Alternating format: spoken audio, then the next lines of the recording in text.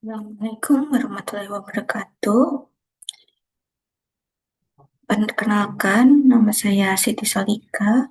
Saya dari Program Studi Manajemen Universitas Siber Asia. Kali ini, pada kesempatan hari ini, saya akan mempresentasikan jawaban ujian akhir semester mata kuliah Manajemen Investasi.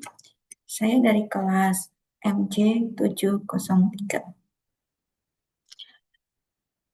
Ada soal UAS matkul manajemen investasi, ini berupa soal kasus.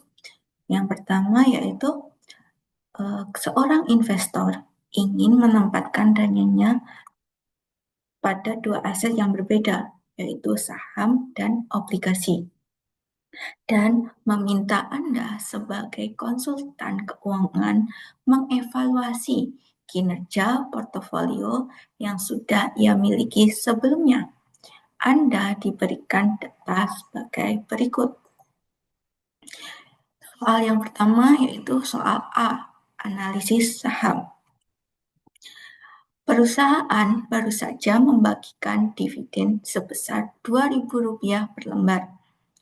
Investor mengharapkan dividen tumbuh sebesar 10% per tahun secara konstan. Jika tingkat pengembalian yang disyaratkan adalah sebesar 15%, hitunglah nilai intrinsik saham tersebut dan gunakan model pertumbuhan konstan atau Gordon model. Nah, langkah yang pertama yaitu kita mencari apa aja sih yang diketahui. Yang diketahui yang pertama yaitu dividen terakhir. Dividen terakhir ini disimbolkan dengan D0 sebesar Rp2.000 per lembar. Terus tingkat pertumbuhan dividen yang disimbolkan oleh G yaitu 10% atau 0,1. Required return atau disimbolkan dengan K karena konstan, ini sebesar 15% atau 0,15. Yang ditanya apa? Yang ditanya adalah nilai intrinsik sahamnya berapa? Jawab. Pertama, untuk harga nolnya kita cari dengan rumus D1 dibagi K dikurangi 9. Yang mana dividen pertama ini kita ketahui dari rumus dividen terakhir dikali 1 ditambah tingkat pertumbuhan dividen atau yang disimbolkan dengan G.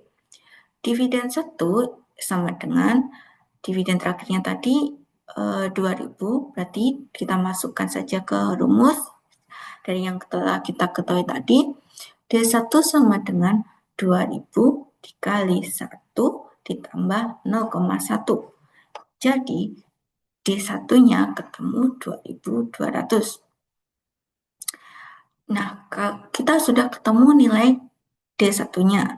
Baru kita masukkan ke rumus nilai intrinsik sahamnya, yaitu P0 sama dengan D1 dibagi K min G. P0 sama dengan 2.200 dibagi 0,15 dikurangi 0,1. P0 sama dengan 2.200 dibagi 0,05. P0 ketemu 44.000. Jadi nilai intrinsik sahamnya sebesar Rp44.000 per lembar. Jadi apabila harga pasar saat ini kurang dari 44.000, berarti saham ini undervalued. Jadi layak untuk dibeli. Tapi apabila harga pasar saat ini lebih dari Rp44.000, saham ini berarti overvalued. Disarankan untuk tidak dibeli. Kemudian soal kedua, soal B.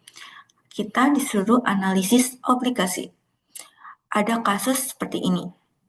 Investor juga melirik obligasi dengan nilai nominal sebesar Rp10 juta dengan jangka waktu 5 tahun dan tingkat bunga kupon sebesar 12% per tahun. Karena ini dibayar tahunan. Jika tingkat bunga pasar saat ini adalah 10%, tentukan harga wajar obligasi tersebut. Apakah obligasi ini dijual pada harga premium atau diskon? Nah, dari soal kasus tadi, langkah pertama seperti yang tadi soal A, kita mencari apa aja sih yang diketahui di soal tersebut. Yang pertama yang diketahui adalah nilai nominal, tadi sebesar 10 juta rupiah. Kemudian yang kedua kupon, kuponnya sebesar 12% per tahun. Dengan nilai nominal 10 juta rupiah berarti per tahun akan mendapatkan 12% dikali 10 juta, jadi 1.200.000 per tahun. Untuk jangka waktunya diketahui 5 tahun. Terus yang selanjutnya yang diketahui adalah tingkat bunga pasar sebesar 10%. Yang ditanya adalah harga wajar obligasi. Kemudian kita jawab, kita masukkan ke rumus.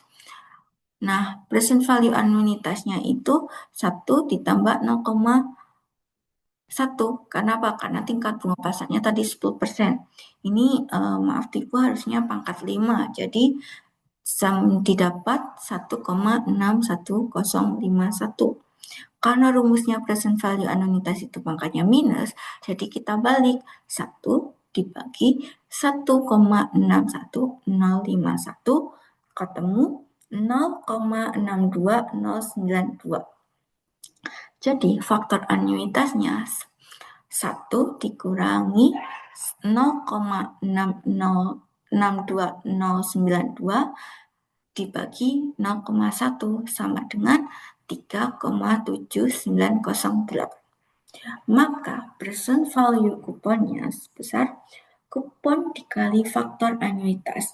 Kuponnya tadi diketahui kita dapat 1.200.000 dikali faktor anuitasnya 3,7908 sama dengan 4.548.960 rupiah. PV nilai nominalnya jadi 10 juta dikali 0,62092 sama dengan 6.209.200 rupiah. Jadi harga obligasinya yaitu P sama dengan 4.548.960 ditambah 6.209.200 rupiah.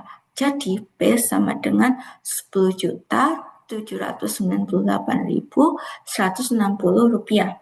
Jadi harga wajar obligasi tersebut sebesar 10.758.160 rupiah.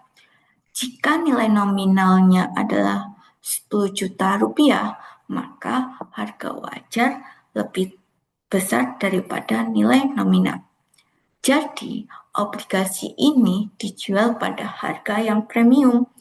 Kenapa? Karena kuponnya lebih tinggi, yaitu 12%, sedangkan bunga pasarnya 10%. Kupon lebih tinggi daripada bunga pasar.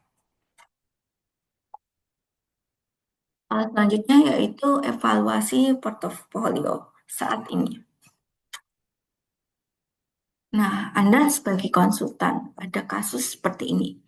Investor sudah memiliki portofolio A dengan kinerja setahun terakhir sebesar berikut. Rata-rata return portofolionya 18%.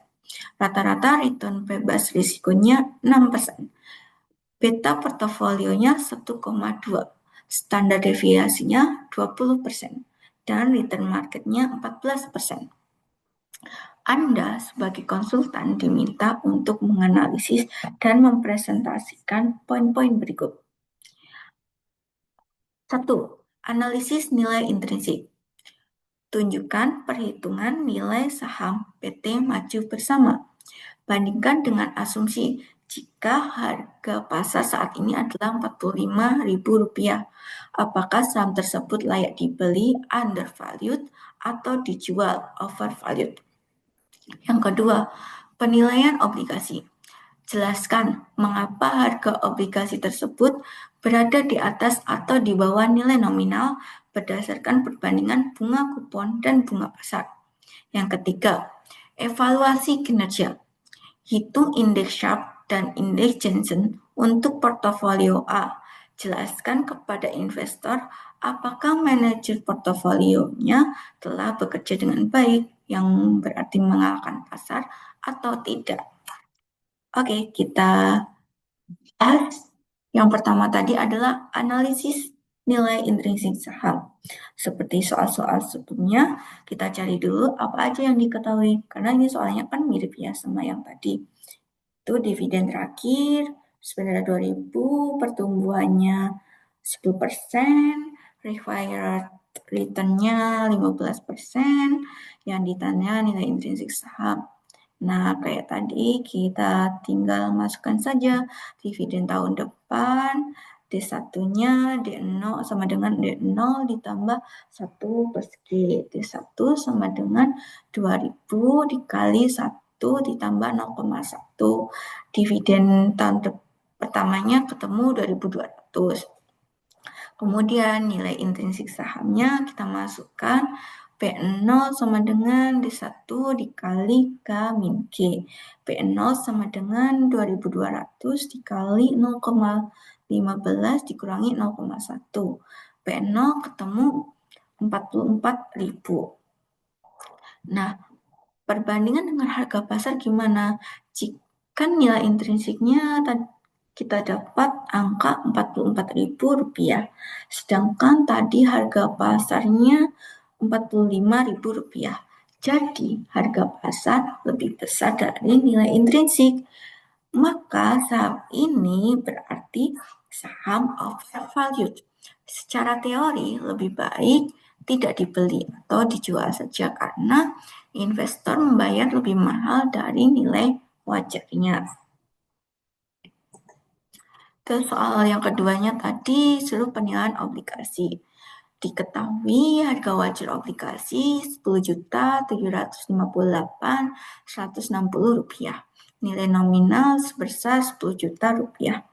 Kupon obligasi 12%, bunga pasar 10%. Ditanya penilaian obligasi.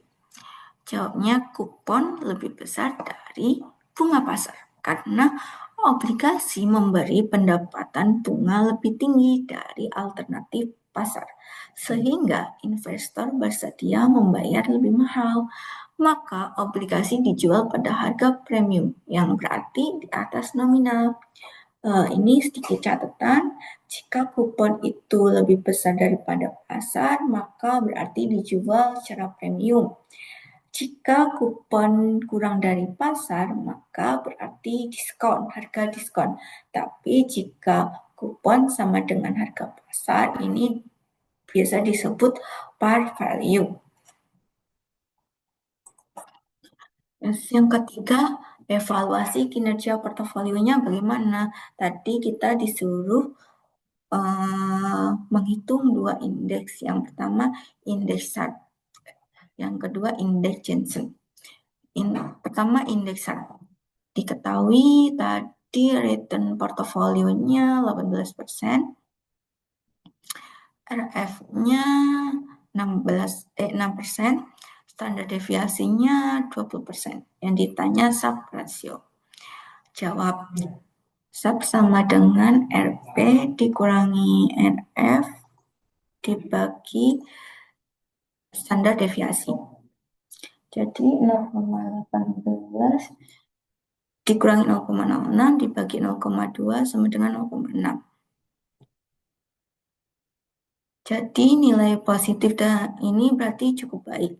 Jadi portofolio memberi kompensasi return terhadap risiko. Semakin tinggi, semakin baik. Jadi dibandingkan benchmarknya. Untuk yang kedua yaitu indeks Jensen atau alpha. Diketahui tadi RP-nya 18%, RF-nya 6%, RM-nya 14%, dan beta-nya 1,2. Ditanya Jensen-nya atau alpha. Jawab, alfa sama dengan RP dikurangi N dalam kurung RF tambah beta dalam kurung RM dikurangi RF-nya.